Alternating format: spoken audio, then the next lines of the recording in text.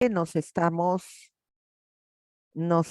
dando un tiempo, ¿no? Para poder realizar esta capacitación, que es muy importante y de mucha ayuda para nuestra carrera pedagógica, ¿no? Para nuestro quehacer educativo.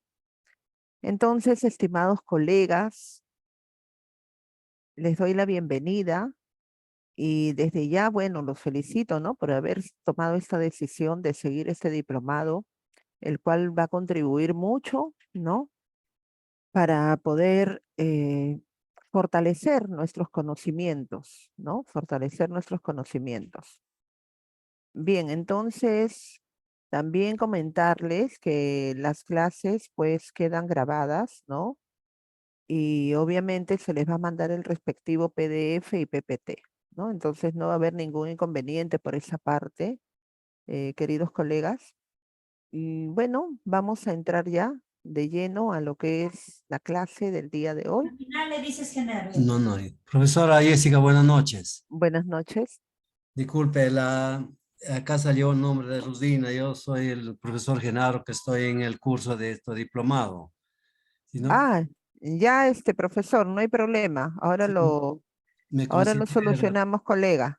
Sí, porque la máquina está a otro nombre. Ah, ya, sí, suele pasar. A veces la ponemos a nombre de algún hijo, de algún sobrino, de alguna persona que nos proporciona la máquina. No hay Sí, inconveniente. Dígame su nombre, por favor, colega.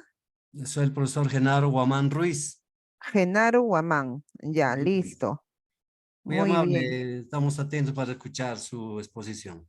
muy bien. Gracias por hacernos la aclaración, Genaro Guamán Ruiz. Ya, ahora yo le voy a comunicar al señor Ramiro. Muy bien. Muy amable, Entonces, gracias. gracias a usted, colega. Entonces, vamos a dar por iniciada la sesión del día de hoy.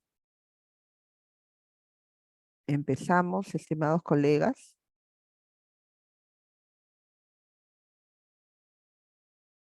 Bien, vamos a entrar en contexto, ¿no? Y vamos a refrescar ideas, ¿no? Porque nosotros ya tenemos un conocimiento previo de todo esto, ¿no? Forma parte de nuestro quehacer educativo, ¿no? De nuestra rutina pedagógica, ¿no? Sin embargo, siempre es bueno, ¿no? Eh, hacer un reforzamiento. Y vamos a iniciar, ¿no? Retomando el tema de rúbricas, ¿no? Que es algo con lo cual nosotros estamos permanentemente, pues, trabajando, ¿no? Y que muchas veces, a veces es, no sé si en todos, ¿no? Pero en algunos de nosotros es nuestro talón de Aquiles, ¿no? El tema de las rúbricas de evaluación. Entonces vamos a empezar definiendo rúbricas, ¿no? Obviamente ustedes ya tienen un concepto, una idea, ¿no? Todos lo tenemos. Sin embargo, vamos a entrar en contexto, estimados colegas. Se define por rúbricas, ¿no? Como un descriptor, ¿no? Cualitativo que establece la naturaleza de un desempeño, ¿no? Es decir, nos va a servir para establecer una medición, una escala valorativa, ¿no? La rúbrica, ¿no? Propiamente dicha, es decir, la matriz de valoración, va a facilitar, nos va a facilitar a todos nosotros, los docentes, la calificación, ¿no? Es decir, la evaluación del desempeño de nuestros alumnos, ¿no? De nuestros estudiantes, cómo van desarrollando los cursos, cómo van desarrollando sus procesos de enseñanza, aprendizaje, ¿no? En áreas que son complejas, en algunos casos imprecisas y subjetivas, ¿no? A través de un conjunto, de un cúmulo de criterios graduados, ¿no? Que nos van a permitir valorar el aprendizaje, es decir, ir midiendo cómo se está desarrollando el aprendizaje de nuestros alumnos, si es que se está dando de manera eficaz como lo quisiéramos todos nosotros, que es a lo que apuntamos, o si quizás se está presentando algún tipo de dificultad o tenemos que realizar algún tipo de reforzamiento, ¿no? Las rúbricas se van a diseñar para realizar una evaluación objetiva y consistente, ¿no? De actividades como trabajos, presentaciones, reportes escritos, resúmenes, ¿no? Y demás actividades educativas que nosotros solemos trabajar con nuestros niños, con nuestros jóvenes, ¿no? Con nuestros adolescentes. Entonces podríamos decir que las rúbricas van a permitir evaluar las competencias relacionadas con síntesis, aplicación crítica, ¿no? Aplicación crítica, miren qué importante porque muchas veces los estudiantes o nosotros mismos los acostumbramos a lo que es el sistema memorístico, ¿no? Y el alumno, nosotros tenemos que formar estudiantes con espíritu crítico, con capacidad de análisis, ¿no? Con capacidad de observación, que el mismo alumno construya su aprendizaje, ¿no? Entonces, las rúbricas, ¿no? Van a ser más explícitas, ¿no? En el contenido de mayor o menor dominio de una competencia. Las rúbricas, pues, vamos a ver nosotros y ya lo estamos desarrollando, lo hemos desarrollado durante todos estos tiempos. Es un elemento, es una herramienta que no solamente nos sirve para medir el nivel de aprendizaje de nuestros alumnos y alumnas, sino que también va a proporcionarnos a nosotros una información sumamente importante para ver cómo estamos realizando nuestro desempeño docente, ¿no? Quizás tenemos que afinar algunos puntos o en algunos casos debemos potenciar más algunas áreas. Entonces, por eso decimos el carácter o una característica de las rúbricas es que tienen que ser imparciales y objetivas, ¿no? Tenemos que ser muy mm, centrados, ¿no? Y muy justos al momento de realizar esta evaluación, estas mediciones, estas escalas valorativas.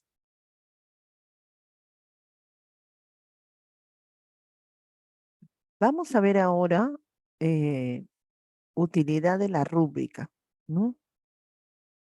¿Por qué es importante las rúbricas de evaluación? ¿Por qué son importantes? ¿Por qué debemos emplearlas? ¿No? En primer lugar, nos va a mostrar o nos va a permitir visualizar a los estudiantes, a nuestros alumnos, alumnas, en sus diferentes niveles de logro que pueden alcanzar en sus trabajos, ¿no? O en un trabajo determinado, proporcionando los aspectos que deben cumplir para alcanzar estos niveles altos de calificación, ¿no? Qué interesante porque miren, nos va a dar, nos va a arrojar, ¿no? Una muestra, una escala valorativa de los niveles de logros de nuestros alumnos, ¿no?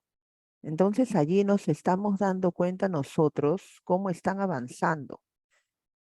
Siendo realistas, pues sabemos que en un aula, ¿no?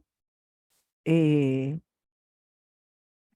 los alumnos en niveles, ¿no? Promedio o en estándares promedio, vamos a tener alumnos pues en eh, un nivel de logro, ¿no? normal, ¿no? Alumnos que son altamente destacados, con niveles altos, generalmente son pocos, ¿no? Y nos vamos a encontrar también con alumnos, ¿no? Que tienen en la escala valorativa de calificación, ¿no? Que son los que necesitan apoyo, ¿no? O una baja calificación, ¿no? O deficiente, ¿no? Por poner el término, también son alumnos que son los menos, ¿no? Generalmente son la minoría.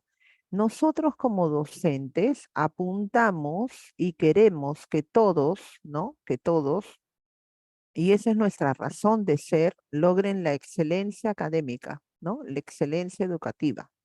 Sin embargo, en el camino, en el quehacer pedagógico, se van a presentar situaciones que vamos a tener que ir nosotros enfrentando para poder lograr eso, ¿no? Potenciar las habilidades de todos nuestros alumnos. De eso se trata, ¿no? Nuestro trabajo, porque qué bonito sería o qué bien sería que todos nuestros alumnos alcanzaran altos calificativos, ¿no? En todos los cursos, en todas las áreas. Qué bonito sería eso. Pero siendo realistas, sabemos pues que no tenemos o no contamos con grupos homogéneos, ¿no? Y es parte de la realidad, parte del quehacer pedagógico. Siempre vamos a tener o vamos a contar con alumnos que tienen eh, diferentes niveles de aprendizaje y por consiguiente diferentes ritmos de aprendizaje. Bien, entonces, otro punto sobre la importancia de las rúbricas es que posibilitan, ¿no? Que los estudiantes realicen la evaluación de sus propias realizaciones, ¿no? Es decir, acá podríamos aplicar también la autoevaluación, que también es una forma de que ellos mismos aprendan a reconocer sus fortalezas y aprendan a reconocer sus debilidades, ¿no? Y también podemos aplicar la heteroevaluación, ¿no? Conociendo los criterios de calificación que serán evaluados, es decir, ellos tienen que ser conscientes y estar al tanto, ¿no? De los criterios que se les van a evaluar, ¿no? Ejemplo, ¿no? Voy a evaluar una composición, ¿no? Una producción de textos, entonces les diré, bueno, alumnos, ¿no? Vamos a evaluarles la claridad, ¿no? Vamos a evaluarles la ortografía, la caligrafía, por poner un ejemplo, ¿no? El siguiente punto relacionado a la utilidad de las rúbricas, ¿no? Nos dice, pues, que posibilita a los docentes, a los educadores, a los maestros, una evaluación objetiva, ¿no? Es decir, una evaluación justa e imparcial, sin preferencias, ¿no? Sin preferencias, ¿no? De todos los trabajos de nuestros estudiantes, mediante una escala, ¿no? Una escala valorativa que mide las habilidades y el desempeño de nuestros alumnos. Entonces, veamos, colegas, qué interesante la utilidad de las rúbricas, ¿no? Estamos destacando dos aspectos muy importantes, ¿no? Que nos van a servir para evaluar el aprendizaje, ¿no? De nuestros alumnos, su proceso de enseñanza-aprendizaje para ver cómo van, pero a la vez nos van a servir a nosotros, ¿no? Para ver cómo está nuestro desempeño y para observar alguna deficiencia, algo que debemos afinar por ahí, que quizás tenemos que hacer alguna retroalimentación, ¿no? O algo que está bien, pero que lo podemos poner mucho mejor, ¿no? En lo cual podemos alcanzar niveles de excelencia, ¿no? Potenciar las habilidades de nuestros alumnos en cualquiera de las áreas en las cuales vayamos a trabajar o estemos desarrollando con ellos, ¿no? La retroalimentación muchas veces cuando observamos o logramos detectar alguna dificultad, es necesaria y es importante, porque no puedo seguir transitando mi ruta de aprendizaje si es que estoy observando que hay un tema que debo reforzar, ¿no? Lo mejor y lo recomendable, lo sabemos todos nosotros, es que me detenga, ¿no? Hago una pausa y refuerce eso que por ahí está todavía un poco flojo, ¿no? Que todavía falta fortalecer en mis estudiantes, en mis alumnos, en mis alumnas, ¿ya? Entonces es lo mejor, porque haciendo la retroalimentación voy a tener la seguridad de que ya la base la he afianzado. Entonces el alumno puede continuar mejor.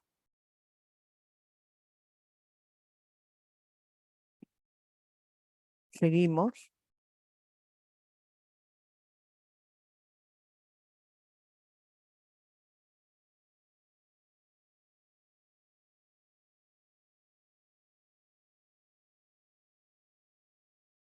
Diseño de rúbricas. Vamos a ver este tema. Diseño de rúbricas. Es necesario, ¿no? Es necesario considerar o tener en cuenta lo siguiente, ¿no? Para poder diseñar nuestras rúbricas, es necesario tener en cuenta los siguientes aspectos, ¿no? Es necesario considerar los siguientes aspectos. Entonces, vamos a ver. En primer lugar, el producto esperado, ¿no? Es decir, qué es lo que queremos, hacia dónde apuntamos, ¿no? El trabajo concreto, terminado, realizado por el estudiante y que puede ser evaluado, ¿no? Es decir, cuál era mi meta, hasta dónde quería llegar con mis alumnos, con mis estudiantes, ¿no? ¿Cuál era el objetivo propuesto, ¿no? Allí tenemos unos ejemplos, un, un proyecto, una maqueta, un trabajo de laboratorio, un experimento, un ensayo, un resumen, una composición, un trabajo de investigación. Bueno, tenemos cantidad de trabajos que realizamos durante todo el año escolar con nuestros alumnos, ¿no? Entonces, el producto esperado se refiere a eso, ¿no? ¿Hasta dónde quiero llegar yo con él? ¿Qué es lo que pretendo lograr, ¿no? Con mi estudiante en un tema determinado, ¿no? Para poder ser sujeto de evaluación. En segundo punto, vamos a ver los aspectos a evaluar, ¿no? ¿Y a qué nos referimos con los aspectos a evaluar, ¿no? Está referido a los elementos que debe contener el producto, ¿no? Eh, que estamos o que está siendo motivo de evaluación, ¿no? Es decir, el informe, ¿no? Una introducción, conclusiones, bibliografía, ¿no? Y tenemos que tener también los indicadores del logro, ¿no? Y luego tendríamos, pues, los niveles de adquisición de las competencias, ¿no?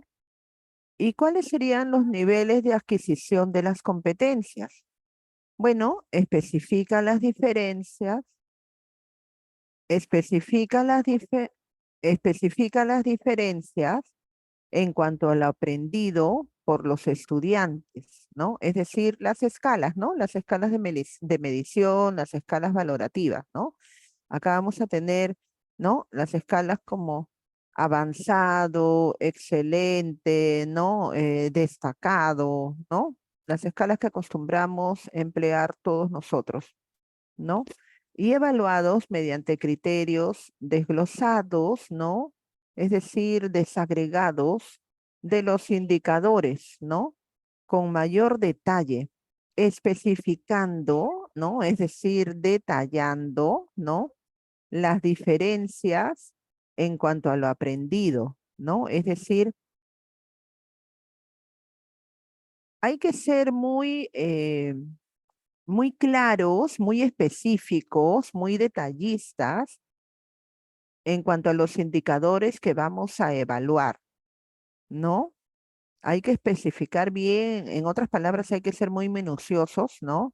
En cuanto a los indicadores con relación a los aspectos que vamos a evaluar, ¿no?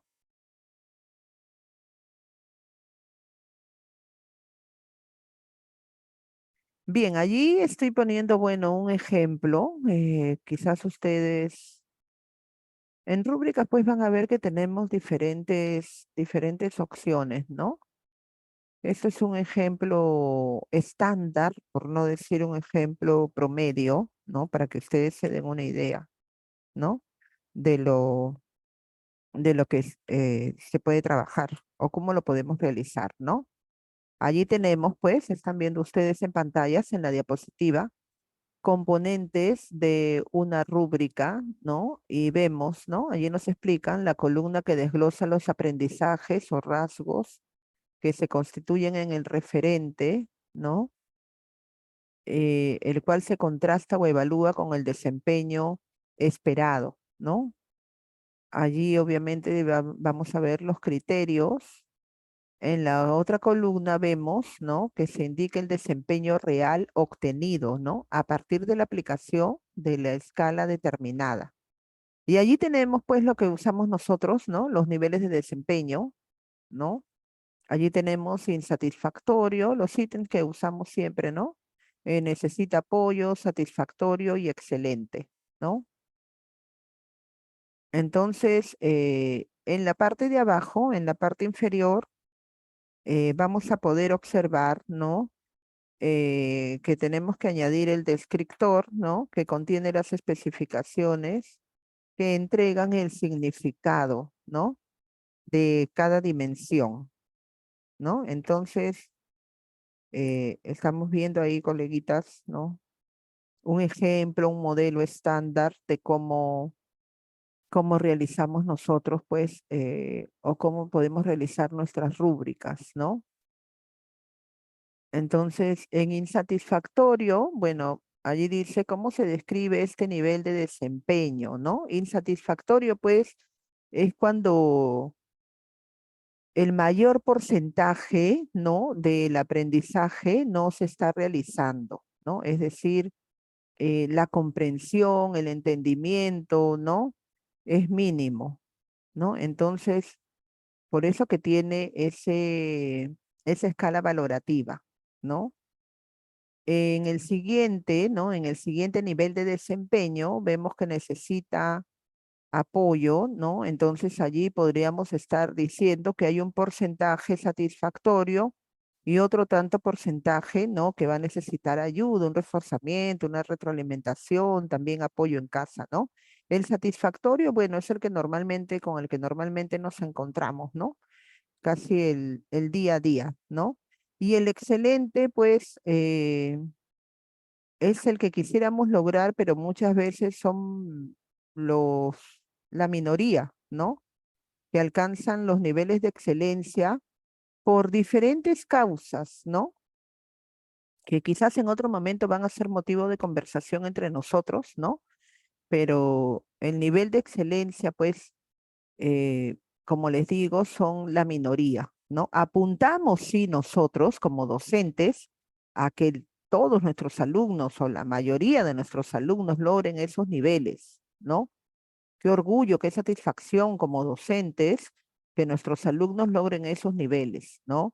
Sin embargo, como les digo, vamos a encontrar muchas veces piedras en el camino, no necesariamente por parte a veces de nosotros, ¿no? Porque a veces como docentes nos sentimos mal, ¿no? O sentimos de que de repente algo debemos mejorar, estamos fallando en algo, pero yo también estoy convencida de que cuando el alumno no rinde totalmente como nosotros quisiéramos en el aula, ¿no? Y no solamente en el aula, sino en general en toda la escuela, ¿no? es porque, y nosotros estamos poniendo todo de nuestra parte, quizás debemos cambiar de estrategias, de herramientas pedagógicas, bueno, y estamos continuando haciendo todo eso. También muchas veces estos estudiantes arrastran un tema de casa, ¿no? Entonces, por allí es como una señal de alarma para que nosotros también monitoreemos en ese aspecto, ¿no? Porque imagínense, nosotros estamos empleando diversas estrategias, ¿no? Diversas metodologías y el alumno todavía no se muestra un cambio, ¿no? No muestra, ¿no? Una mejoría, entonces tenemos que también analizar, ¿no? Quizás está sucediendo algo en casa, o quizás hay un problema de aprendizaje, ¿no? Entonces, todo eso implica, ¿no? Nuestro trabajo. No nos olvidemos que la educación, pues, no solamente es por parte de nosotros, sino que la primera escuela es su hogar, ¿no? El hogar de nuestros alumnos, ¿no?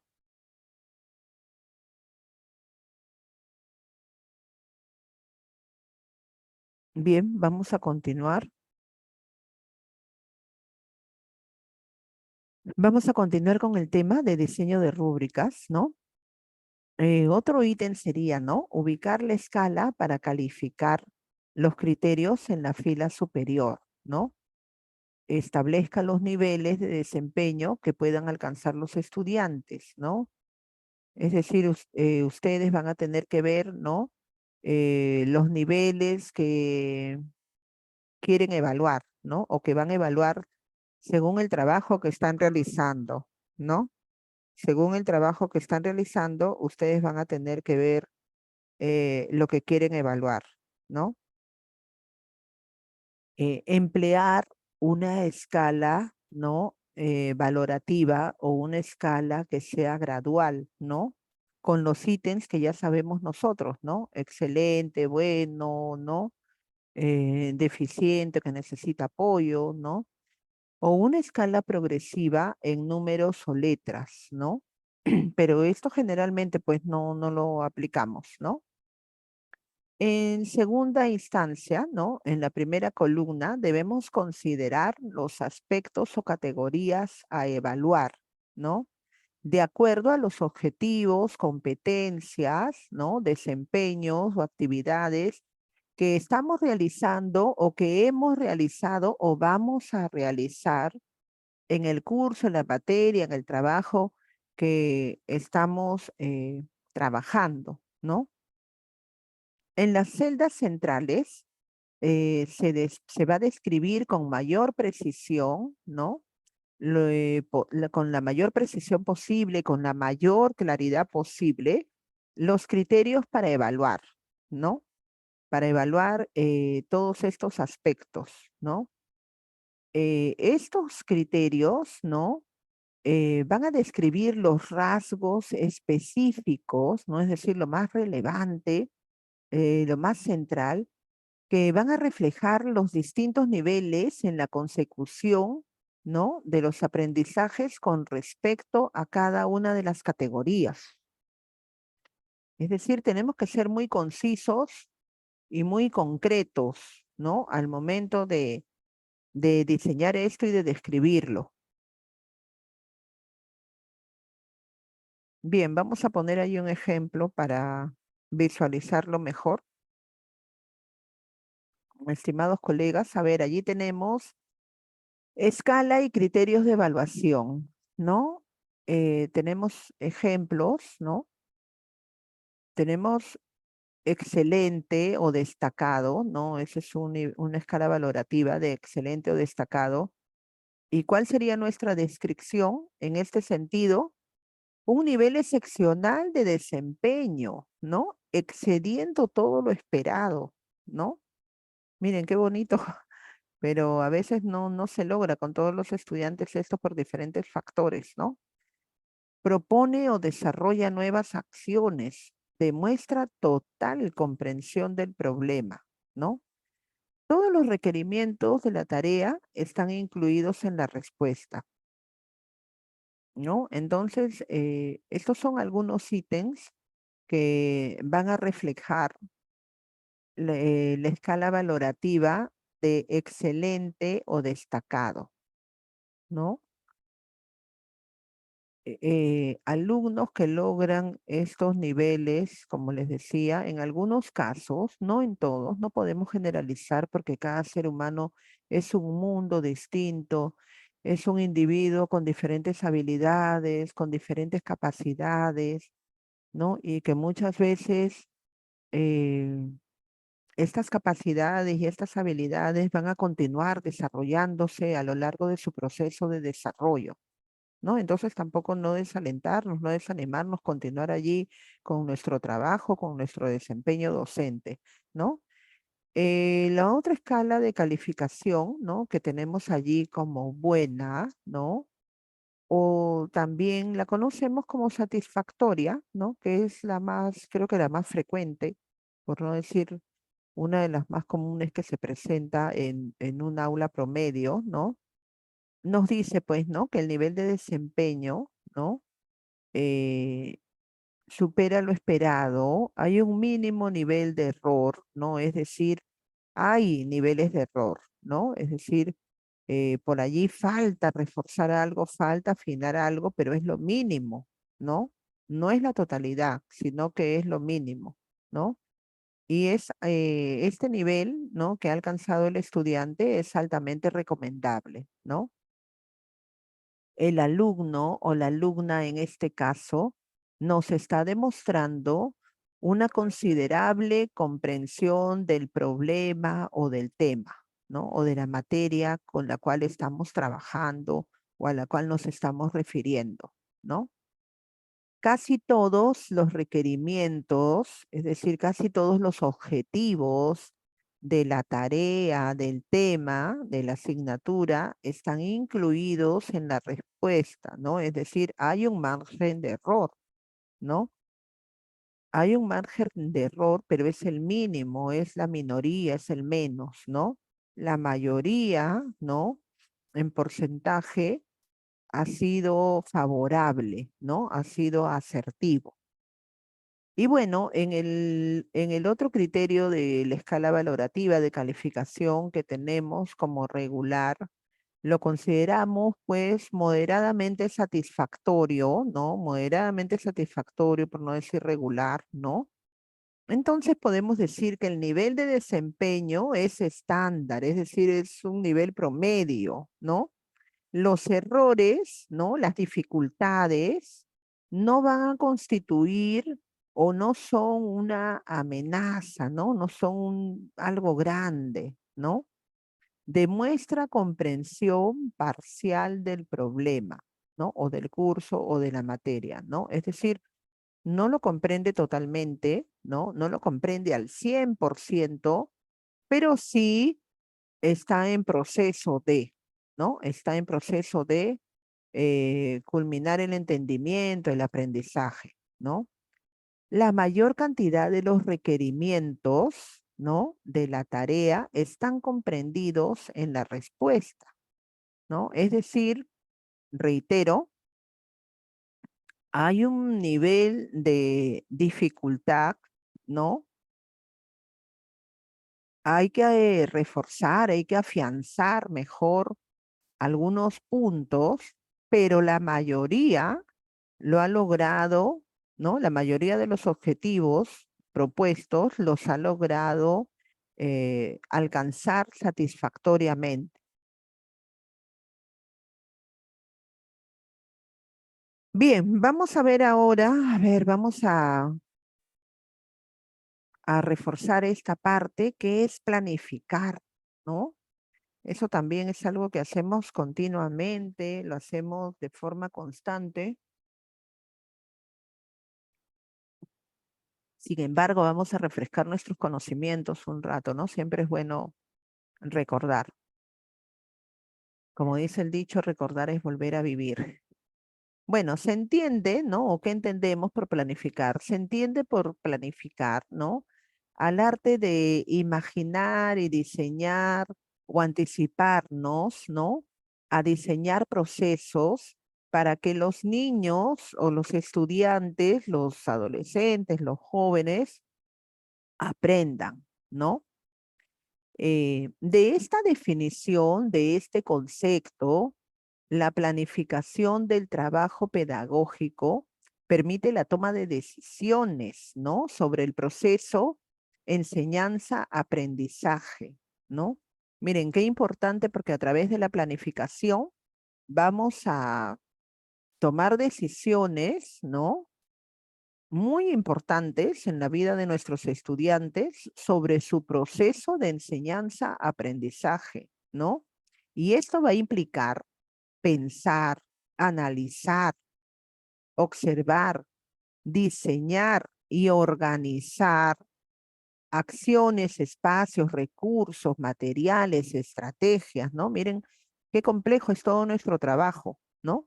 Para poder generar condiciones y situaciones que permitan a nuestros estudiantes el desarrollo de sus competencias. Es decir, nosotros debemos crear todo un ambiente y proporcionar y facilitar, por eso se dice también que nosotros los educadores somos facilitadores, ¿no?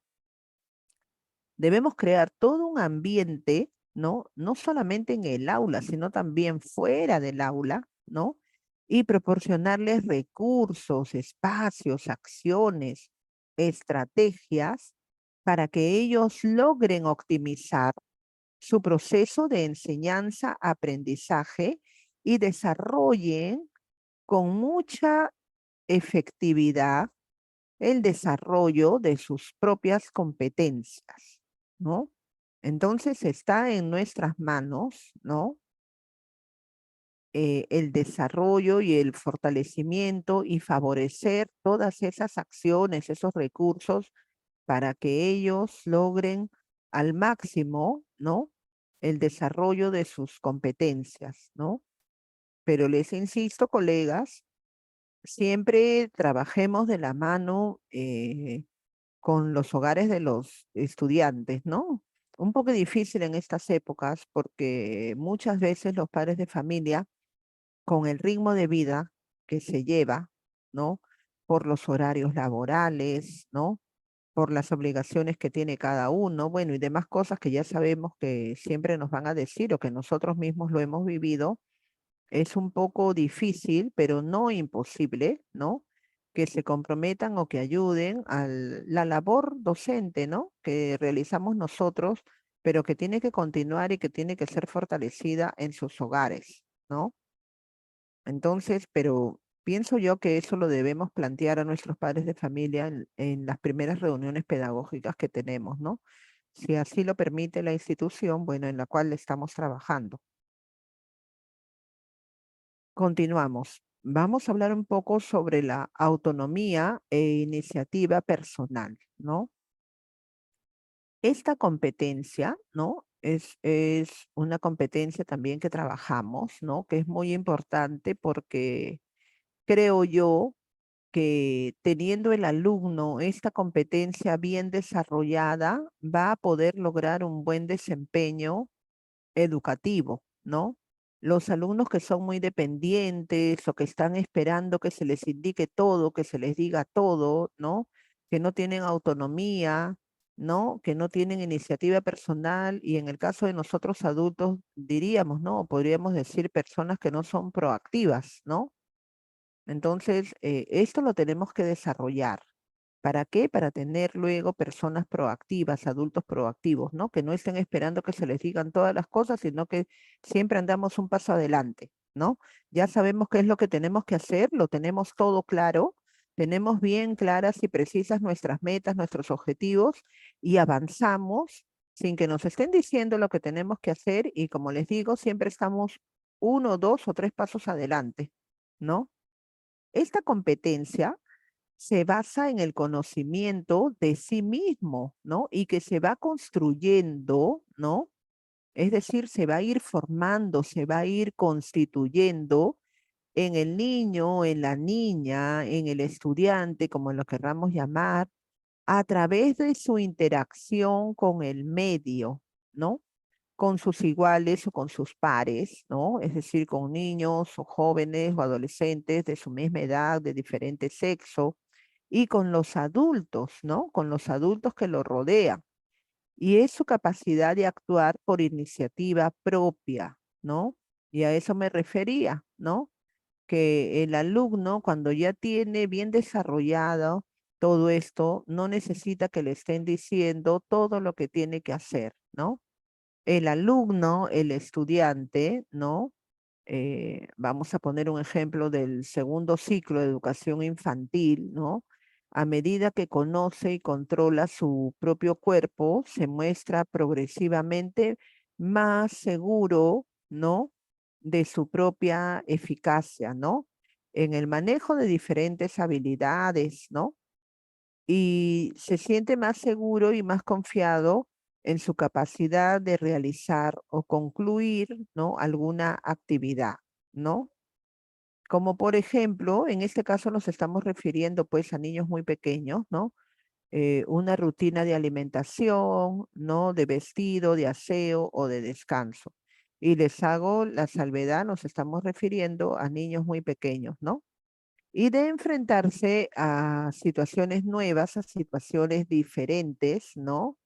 Pero enfrentarlas con iniciativa, ¿no? Asumiendo riesgos que se sienta capaz de controlar, ¿no? ¿Por qué? Porque siempre por naturaleza, por nuestra naturaleza humana, ¿no? Que tenemos, siempre vamos a sentir quizás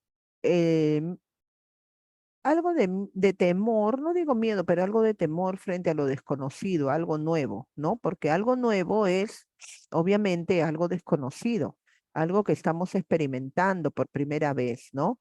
Sin embargo, si tenemos bien desarrollada nuestra iniciativa personal y nuestra autonomía, nos vamos a estar capaces de enfrentarlo y de controlar todo esto con éxito.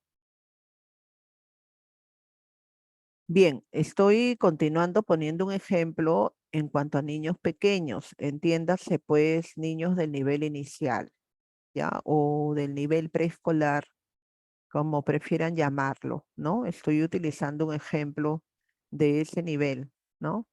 Por ejemplo, actividades para ellos que representen autonomía, que representen independencia, ¿no? Peinarse solos, porque generalmente sabemos, pues, que las mamás están allí que les quieren hacer todo, ¿no?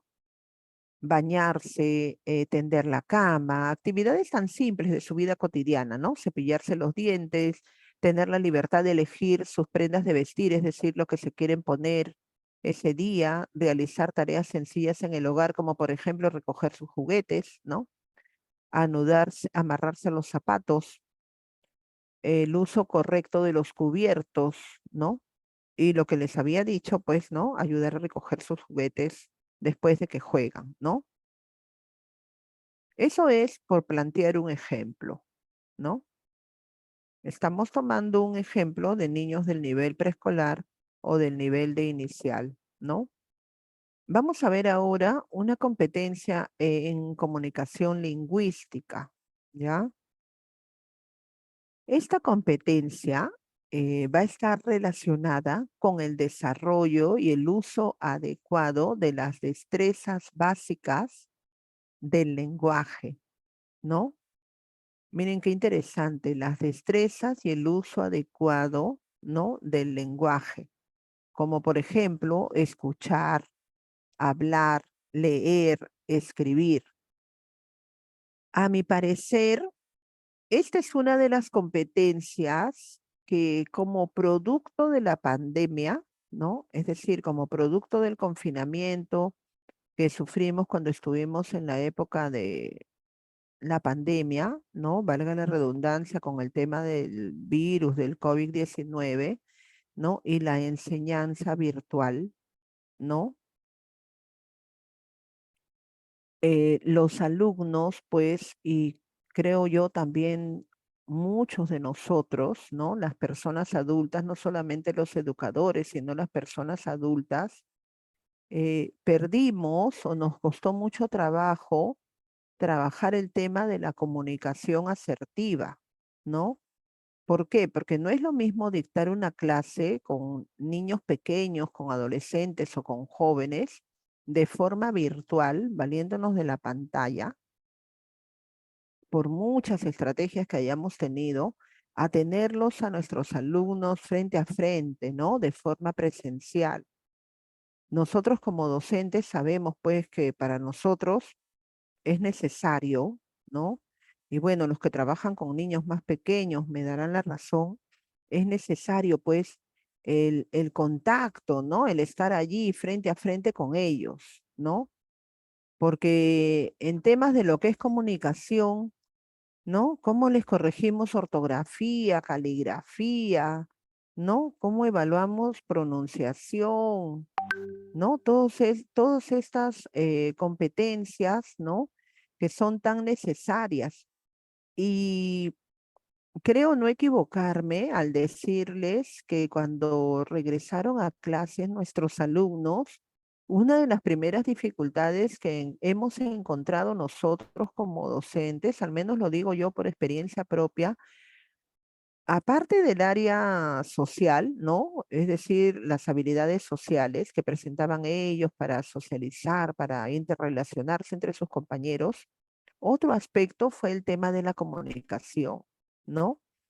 Tenemos alumnos que todavía no comprenden lo que leen, ¿no? No entienden lo que leen. La lectura de manera oral, en voz alta, como que se complica o se dificulta.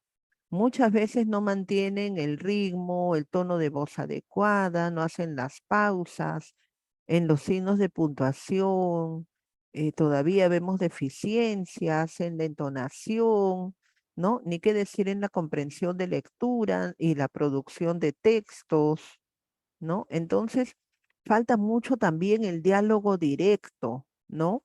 Hemos tenido, a mi parecer, factores en contra. Uno, la pandemia, ¿no? Que trajo como consecuencia el confinamiento, ¿no? ¿Y qué pasaba? ¿Por qué esta habilidad como que se quedó dormida, ¿no? No vamos a decir que se perdió, pero como que se quedó adormitada o adormecida.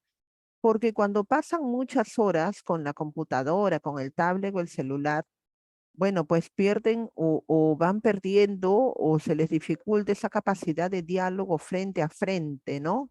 Con uno, ¿no? Y ni qué decir al momento de escribir, ¿no? Creo que nos pasa a todos, en el caso de los que trabajan también con alumnos ya más grandes, llámese del nivel secundaria, porque están acostumbrados a manejar el lenguaje o escribir todo lo que mandan por el celular.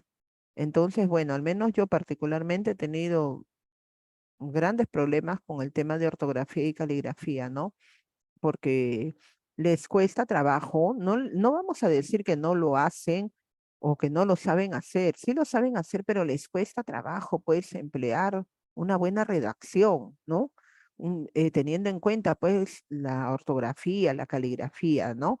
Algo que antes era común, que era sencillo, ¿no? En los niños, bueno, pero ahora toma más trabajo. Entonces, debemos reforzar e insistir más y poner más énfasis en esto, ¿no? En el tema que parece tan sencillo, pero es imprescindible la comunicación. Una buena comunicación te abre puertas o te las cierra. Y eso aplica para toda nuestra vida. Eso aplica a lo largo de toda nuestra vida.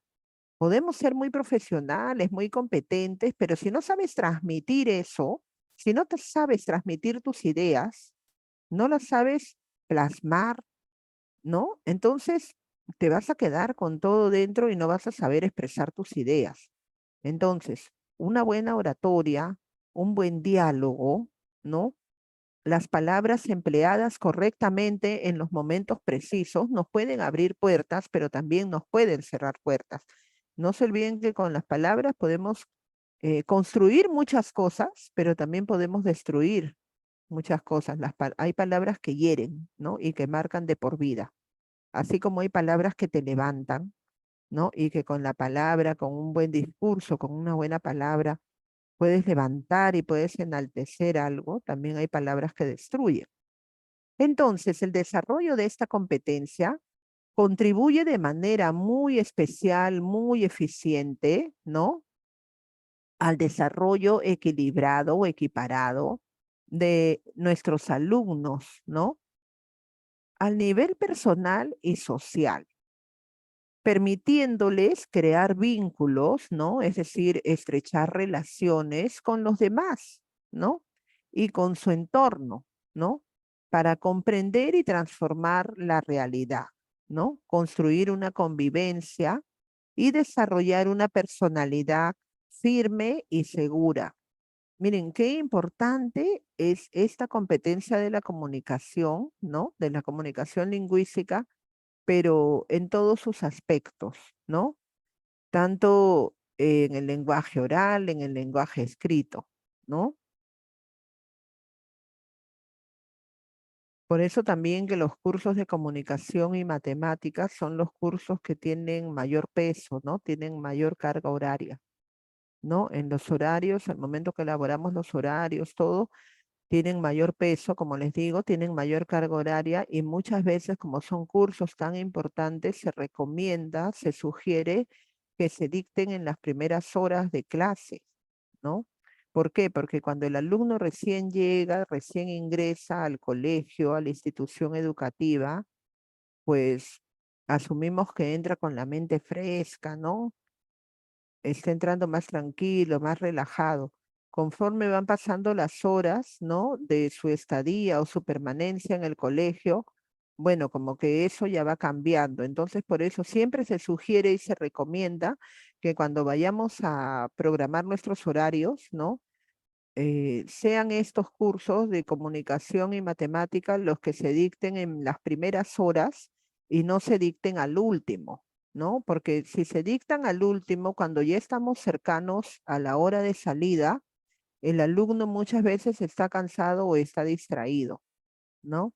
Entonces es una sugerencia, una recomendación, me imagino que ustedes lo han trabajado o lo trabajan así.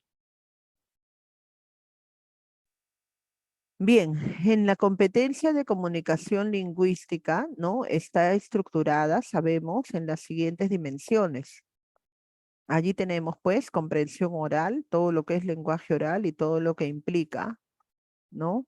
Comprensión escrita, expresión oral o expresión escrita y la interacción oral, ¿no? Allí vemos en la diapositiva lo importante del diálogo, ¿no? Lo importante del diálogo, lo importante de un debate alturado, saber comunicarnos, ser flexibles, tolerantes, una comunicación asertiva, ¿no? Y que muchas veces cuando esto no lo aprenden bien los alumnos, ¿no?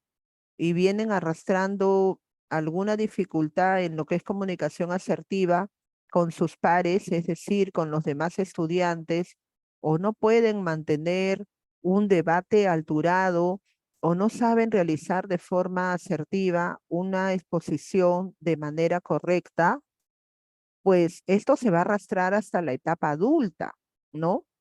Estos problemas se van a arrastrar hasta la etapa adulta.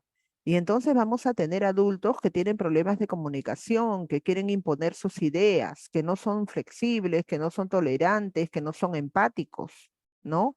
Que creen que son los dueños de la verdad y que no tienen apertura al diálogo, ¿no? Y eso creo que es lo que nos falta mucho, ¿no?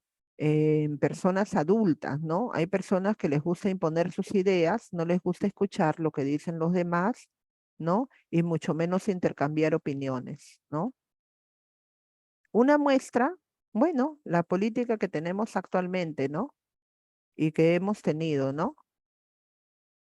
Personas que a pesar de de ser profesionales o de tener tantos conocimientos, no tienen una comunicación asertiva, ¿no? Entonces, personas que se creen dueños de la verdad no tienen apertura al diálogo, a escuchar, intercambiar opiniones, a las negociaciones, ¿no? A las negociaciones. Tú deseas esto, yo deseo lo otro. Bueno, vamos a buscar un punto de equilibrio, un punto de concertación, ¿no? Para poder entendernos. Pero todo eso desde dónde se formaba o desde dónde se debió formar desde la escuela, ¿no? Entonces, cuando no se realiza de una forma asertiva, se arrastra, se arrastra, se arrastra hasta la etapa adulta, ¿no? Vamos a ver ahora la competencia social y ciudadana. Una competencia también muy importante y que muchas veces no se le da la debida importancia, pero sin embargo tiene mucho peso, ¿no? En todo lo que es la educación, ¿no? En todo lo que es el interrelacionarse, ¿no? Bueno, y esta competencia social y ciudadana tiene que ver con las habilidades sociales también, ¿no? Que ahora faltan mucho, ¿no? Las habilidades sociales faltan mucho en algunas personas. Hay personas que sí las practican, que sí tienen un buen manejo de sus habilidades sociales, pero hay personas que no, ¿no? La flexibilidad, la empatía, la tolerancia, ¿no? Vamos a verlo. Se entiende que la persona que adquiere esta competencia mediante el desarrollo progresivo, es decir, gradual, ¿no? De habilidades sociales, ¿no? Que es lo que les digo, necesarias para relacionarse con los demás, ¿no? De una forma equilibrada y satisfactoria, interiorizando, ¿no? Las pautas de comportamiento social que rigen la convivencia, ¿no? Y ajustando su conducta a ellas. Vamos a detenernos ahí, ¿no? Las habilidades sociales que van a ir de la mano también con las normas de convivencia, ¿no? Eh, Muchas veces cosas tan sencillas como hacer una fila correctamente, ¿no? No pasarte encima de las personas que están haciendo la fila, ¿no? Normas de convivencia, ¿no? Las mínimas normas de convivencia, como el respeto, la solidaridad, la práctica de valores, ¿no? Como la puntualidad, el orden, la disciplina, etcétera, ¿no? Que sabemos todos nosotros, pero que sin embargo, cuando no se desarrollan de forma asertiva, van a presentar dificultades, ¿no? Vemos nosotros siempre en qué aula no tenemos el alumno o la alumna que es un poco introvertida o retraída, ¿no? Y que le cuesta trabajo comunicarse con los demás, expresar sus ideas, sus sentimientos, ¿no? Y tenemos que estarle brindando apoyo constante, ¿no? Para que logre integrarse, para que logre socializar. Y también, ¿no? Tenemos pues lo opuesto, ¿no? Tenemos esos alumnos que ya hablan por demás o hablan demasiado, ¿no? O que quizás quieren avasallar en todo, ¿no? Y que quieren pasar por encima de los compañeros, ¿no? Entonces, eso nos demuestra, ¿no? Falta de habilidades sociales, ¿no? Carencia de normas de convivencia, ¿no? Entonces, a través del desarrollo de las habilidades sociales, nuestros alumnos y alumnas se van a iniciar, ¿no? En la adquisición de esta competencia social, que es la base, ¿no? La base sobre las cuales van a construir su comportamiento ciudadano y democrático. Miren qué interesante, ¿no? Muchas veces decimos, no, la competencia social y ciudadana, eso lo dejamos para el último, mejor vamos a desarrollar lo que es matemática, lo que es comunicación. Pero, ¿de qué nos sirve tener un alumno inteligente, pero que no maneja sus habilidades sociales, ¿no? Y sus normas de convivencia, ¿no? Y miren, a veces se pierden trabajos, ¿no? Cuando en una entrevista laboral te hacen el test, te hacen la evaluación, tienes los conocimientos, el dominio, ¿no? De todo, pero fallas en la parte de lo que es habilidades sociales. Porque en otras palabras, para decirlo en un lenguaje coloquial, eres el tóxico o la tóxica, ¿no? Entonces eres la persona conflictiva, la persona que no es empática, la persona, y en los trabajos pues nadie quiere a un trabajador así, ¿no? ¿Quién va a querer contratar a un trabajador o a una trabajadora que no es empática, que no es proactiva y que es una Bueno, persona egoísta? que es una persona Hola, antisocial, que es una persona que le gusta imponer sus ideas, que es una persona hola, conflictiva, que le dicen, pues, no, te tienes que quedar hasta más tarde, no, yo no puedo, y siempre para poniendo excusas, pretextos, entonces, a veces, pues, se van a perder empleos, ¿no? Por esto, porque las grandes instituciones apuntan a eso, ¿no? A que es algo completo, no solamente van a valer nuestros conocimientos, sino también hola, valen mucho las habilidades hola, sociales de la persona, ¿no? Eh, vamos a irnos a un ejemplo de lo que es la educación inicial para que lo entendamos en el proceso de adquirir esta habilidad, esta competencia social y ciudadana desde muy pequeños, ¿no? En la etapa de la educación inicial se produce el proceso de socialización. ¿Por qué? Porque el alumno viene, el pequeñito, el niño, ¿no? El infante viene de casa, ¿no? Está acostumbrado, lo están sacando de su zona de confort porque está acostumbrado mayormente, ¿no? A socializar con su familia, ¿no? Entonces, entra al nivel inicial, ¿no? Y conoce otros niños, entonces muchas veces van a venir, ahí es donde vienen en algunos casos los conflictos que no quieren prestar, no quieren compartir, a veces conversan, a veces no conversan, entonces desde allí, desde esa etapa, ¿no? Y lo pongo por eso como ejemplo, es que se forman las habilidades sociales. Desde esa etapa, desde que el niño tiene 2 años, 3 años, desde ahí se forman las habilidades sociales. Se le enseña al niño desde esa edad, no desde primaria ni mucho menos en secundaria, sino desde el nivel inicial. Bien, acá vamos a poner un ejemplo básico, elemental de esta competencia, ¿no? A ver, ahí lo tenemos en color verde. Nos ubicamos en la pantalla, por favor. Me reconozco, ¿no? Y nos reconocemos como ciudadanos con derechos y deberes para sí, los otros y la humanidad. Qué interesante, ¿no? Reconocernos como ciudadanos, como personas que formamos parte de una sociedad, que nuestros alumnos, nuestros estudiantes se reconozcan como ellos, ¿no? Y que lo pongan en práctica. Pero así como tienen derechos, tienen deberes con ellos mismos, con su familia y con la sociedad, ¿no? ¿Y cuáles serían algunas habilidades específicas? Lo tenemos en color rojo, ¿no? Vivo y disfruto asertivamente mi afectividad, ¿no? Vivo en ambientes solidarios e incluyentes, ¿no? Es decir, cero discriminación, ¿no? Punto muy importante, ¿no? Porque estamos trabajando todo lo que es la inclusión, ¿no? El tema de inclusión también en esta competencia, ¿no? Soy hábil para la vida, indago sobre mi mundo social, ¿no? Es decir, allí es también que averigüen o tengan conciencia, ¿no? Y valoren el lugar donde viven y donde han nacido. Si soy de la sierra, ¿no? Valoraré mi cultura, ¿no? La gastronomía, el arte, la música, ¿no? Todo lo que tenga que ver con mi cultura. Si soy de la selva, del norte, de la región de donde sea, ¿no? Pero aprender a valorar primero lo nuestro, ¿no? Primero lo nuestro y conocerlo, ¿no? Porque para valorarlo tienes que conocerlo.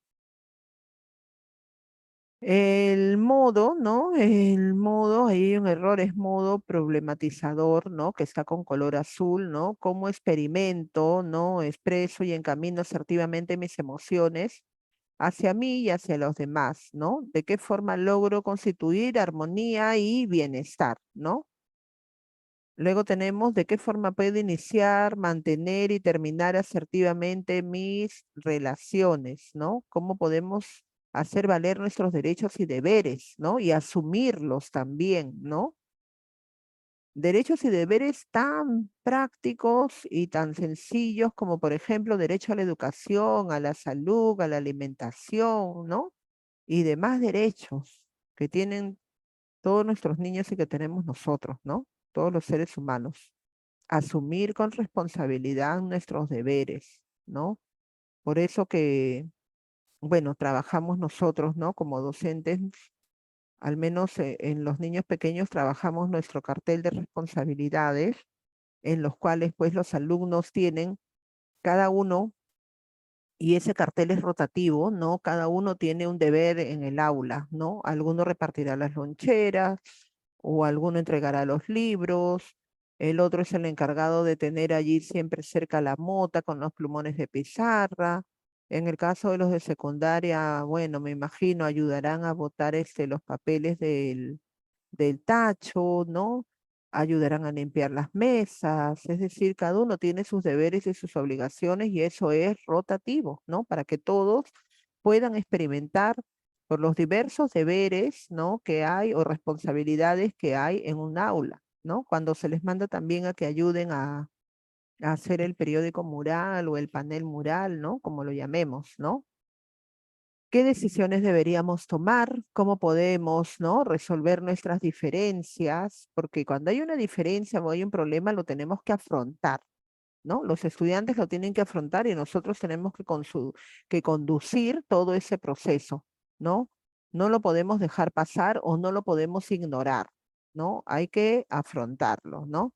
¿Hacia dónde queremos caminar como comunidad? ¿Cuál es nuestro rumbo, nuestra meta? ¿Hacia dónde apuntamos? ¿No?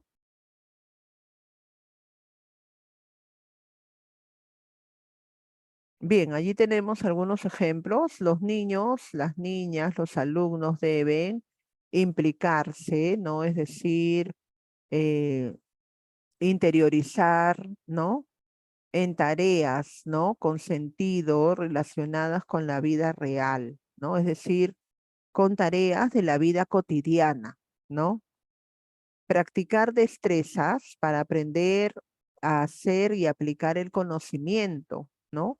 Tener oportunidad para explorar, interpretar, construir, experimentar, ¿no? Proporcionarles todas esas oportunidades para que logren hacer esto. Obtener un fact by, ¿no? Para adaptar sus acciones en cada momento del proceso de aprendizaje, ¿no? Hablar de lo que hacen y poder comunicar lo aprendido, ¿no? Generalmente este tipo de ítems que he estado diciendo aplica pues para nuestros niños de más pequeños, ¿no?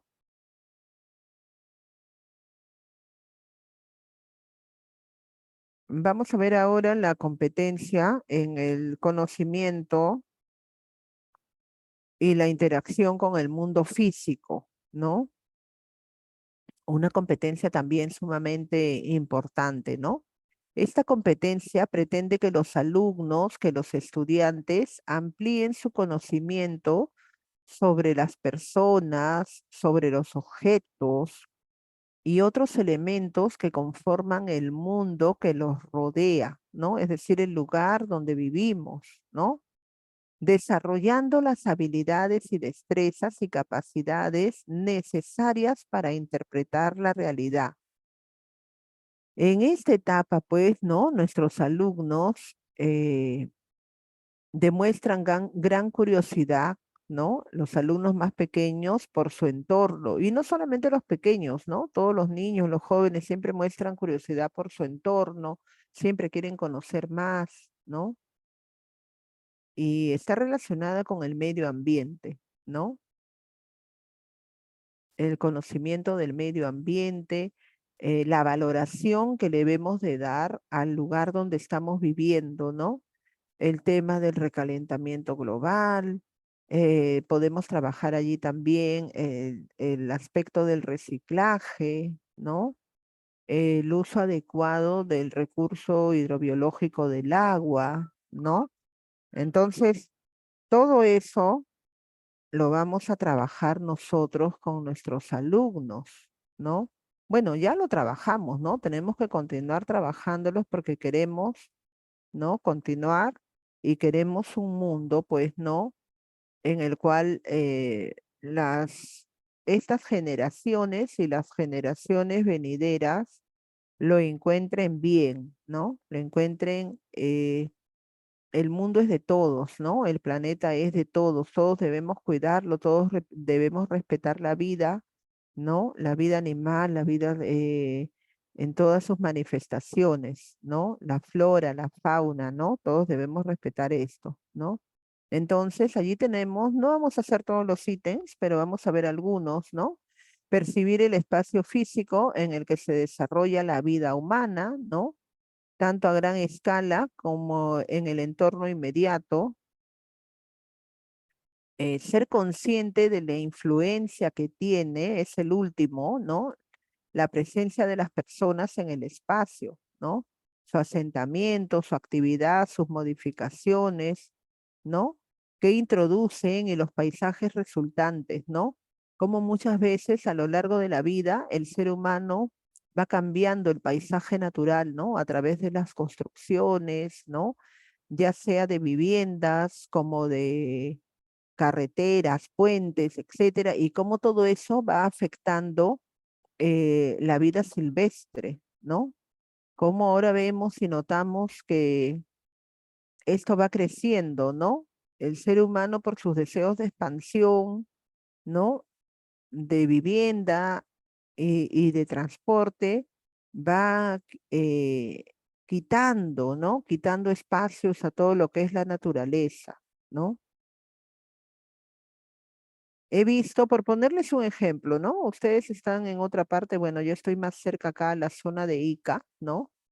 Y he visto, pues, con algo de preocupación que estas grandes inmobiliarias, por poner un ejemplo, ¿no, colegas? Hay grandes inmobiliarias que realizan construcciones de urbanizaciones enormes, ¿no? Y yo veía con algo de preocupación que estas grandes inmobiliarias están cogiendo parte de nuestro desierto en Ica, ¿no? Y ustedes, quizás algunos de ustedes me dirán, bueno, pero el desierto es desierto, claro, pero el desierto es un hábitat, ¿no? Sabemos que nosotros que es un hábitat y que allí viven muchas especies y el desierto dentro de toda la humanidad pues tiene una razón de ser, ¿no? Entonces, pero ¿cómo se han ido a lotizar todo eso, lo están urbanizando y bueno, luego lo venden, ¿no? Y la gente construye. Y en resumen, ¿no? Para abreviar, nos estamos quedando con menos espacios, ¿no? Y así está sucediendo no solamente en esta zona, sino que me imagino que también por el lugar donde ustedes se encuentren, ¿no? También van a tener algunos de estos casos, ¿no? Vamos a ver ahora la competencia matemática. A ver, de manera breve, ¿no? Esta competencia va a iniciar a los alumnos y alumnas en las habilidades matemáticas básicas, ¿no?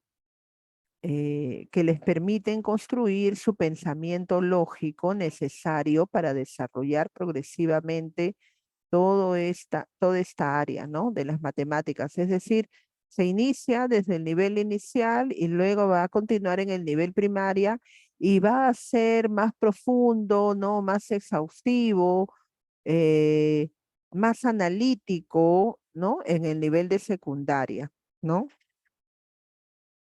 Con la construcción del pensamiento lógico se ponen las bases, ¿no? Para que el niño y la niña utilice de forma automatizada la resolución de problemas, ¿no? Que se le puedan presentar. Es decir, partimos, ¿no? O se parte con los alumnos pequeños de cosas tan elementales como es el desarrollo del pensamiento lógico concreto para luego ir pasando a una evolución más progresiva en el nivel de primaria y en el nivel de secundaria, ¿no? Allí tenemos algunos objetivos, obviamente no son todos, ¿no? Expresarse y comunicarse en el lenguaje matemático, ¿no? Resolver problemas relacionados con la vida cotidiana y con el mundo laboral, manejar elementos matemáticos básicos. Bien, allí lo tenemos en un cuadro, ¿no? Para una mejor explicación, ¿no? Allí lo podemos observar, miren, ¿no? Utilizar y relacionar, ¿no? Números y sus operaciones, símbolos y formas de expresión, razonamiento matemático, ¿no? Producir e interpretar distintos tipos de información, ampliar el conocimiento en aspectos cuantitativos y espaciales de la realidad, resolver problemas relacionados con la vida cotidiana, con el mundo. Obviamente esto es pues un ejemplo, ¿no? Para el nivel de niños más pequeños, ¿no? Sabemos que ustedes, de repente docentes de secundaria, de primaria, desarrollan otras competencias, ¿no? En las matemáticas, obviamente. Y bueno, para ir eh, terminando ya la competencia cultural y artística en los currículos de infantil y primaria, ¿no? Allí tenemos una de las competencias, el desarrollo y adquisición de esta competencia requiere un tratamiento transversal, ¿no? De las distintas áreas de las materias curriculares, ¿no?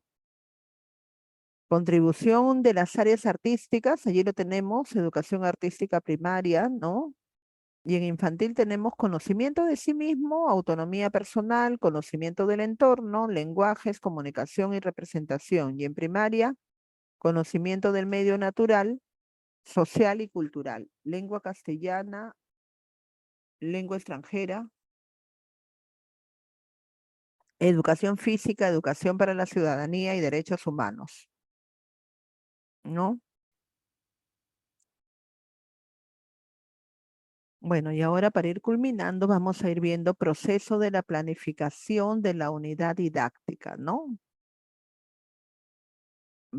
Estamos cambiando de tema un poco, ¿no? Y vamos a ver los elementos básicos de la unidad didáctica, ¿no? En primer lugar tenemos el título, ¿no? En segundo lugar vamos a tener los propósitos del aprendizaje, ¿no? Y allí tenemos los tres ítems, competencias, desempeños de grado, enfoques transversales, ¿no?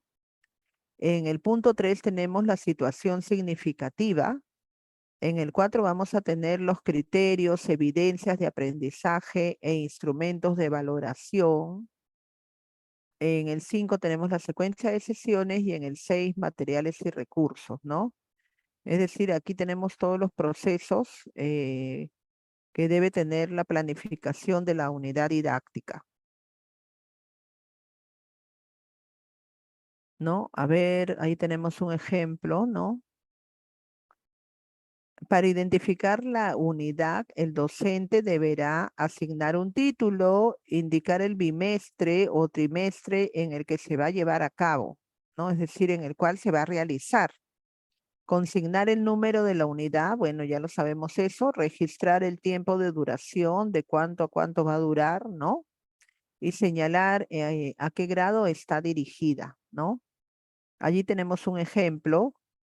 Nos conocemos y ambientamos nuestra aula, ¿no? ¿Qué trimestre sería? El primer trimestre, ¿no? Unidad es la primera unidad, obviamente, porque es prácticamente cuando empezamos el año, ¿no?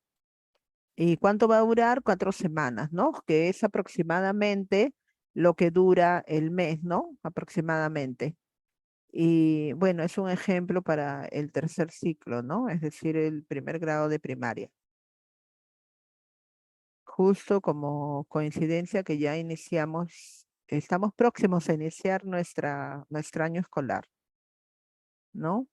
Y acá, ya para ir culminando, propósitos de aprendizaje sobre la base de las necesidades de aprendizaje de los estudiantes, el docente deberá identificar las características, competencias, enfoques transversales, ¿no? Y los desempeños a desarrollar durante la unidad, ¿no?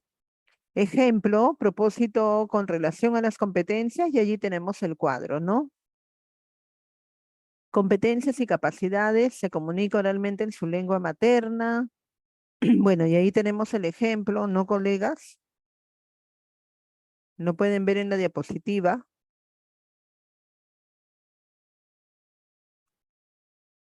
Allí estamos viendo otro ejemplo, ¿no?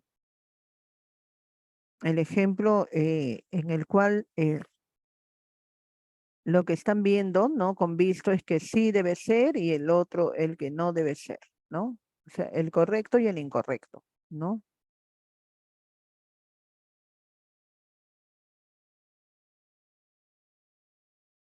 Allí tenemos otro cuadro, ¿no? Sobre la explicación de este aspecto, ¿no? De este punto, y tenemos enfoques transversales y actitudes que se demuestran cuando los estudiantes y docentes, ¿no? Están desarrollando esta actividad, ¿no? Y luego vamos a tener la situación significativa, ¿no? Es decir, uno de los mayores retos en el diseño de una unidad, ¿no? De una unidad de aprendizaje es seleccionar y plantear las situaciones significativas, ¿no? Que permitan poner en práctica las competencias, ¿no? Una buena situación significativa debe cumplir las siguientes características, ¿no? Ahí las tenemos. Estar planteadas en el marco de un contexto real, ¿no? O simulado. Este contexto debe describir condiciones, limitaciones o restricciones, ¿no? Que den sentido a este reto, ¿no? Que den sentido a esta propuesta, ¿no? Es decir, debemos proporcionar las condiciones, ¿no? Para que esto tenga un sentido, ¿no? Los retos pueden ser planteados a partir de preguntas, ¿no? Que despierten el interés del estudiante, de nuestros alumnos, y que demanden combinar estratégicamente, ¿no? Las competencias necesarias para resolver el desafío, para resolver el reto, ¿no? Resolver el problema. Un reto debe demandar que los estudiantes usen sus saberes previos, ¿no? Es decir, los conocimientos con los cuales ellos ya vienen y permitirles progresar, es decir, ir avanzando hacia un nivel mayor al que tenían, ¿no? Es decir, el estudiante empieza aquí, pero conforme va aprendiendo va a ir avanzando, ¿no? Va a ir subiendo, ¿no? Se debe observar con claridad la relación entre el reto y los productos que realizarán los estudiantes, ¿no? Bien, estimados colegas, bueno, esto ha sido con una clase introductoria sobre, y hemos desarrollado, ¿no? Algunos temas sobre todo lo que vamos a trabajar en este diplomado, ¿no? Ya hemos llegado al final de la actividad programada para el día de hoy. La siguiente actividad es el día de mañana, ¿no? A la misma hora, a las 7 de la noche. Bueno, y